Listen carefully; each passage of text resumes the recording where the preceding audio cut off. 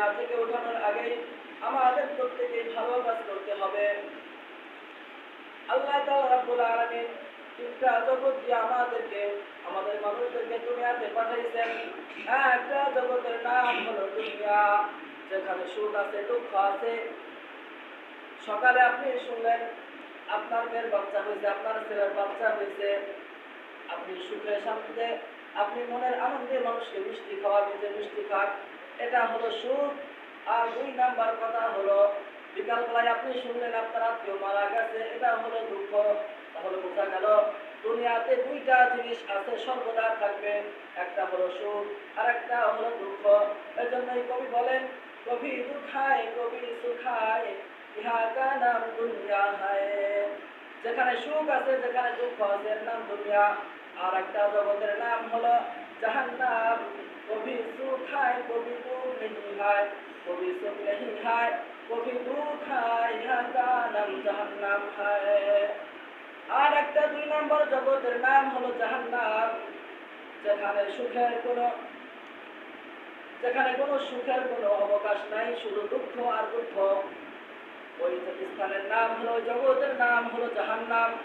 আর একটা স্থানের নাম হলো, আর একটা জগতের নাম হলো জান্নাত, যেখানে শুধু সুখ আর সুখ, শান্তি আর শান্তি। সেখানে দুঃখের কোনো অবকাশ মাত্র না, আল্লাহ তাআলা রাখেন নাই। ওই জগতের নাম হলো জান্নাত।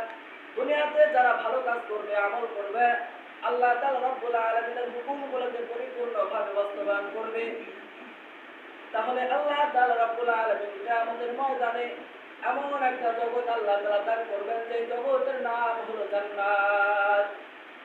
ওই জগতের মধ্যে দুঃখ নাই, কোনো দুঃখের কোনো অবকাশ নাই। আল্লাহ তাআলা রব্বুল আলামিন ওই জান্নাতটাকে সুসজ্জিত করে রেখেছেন।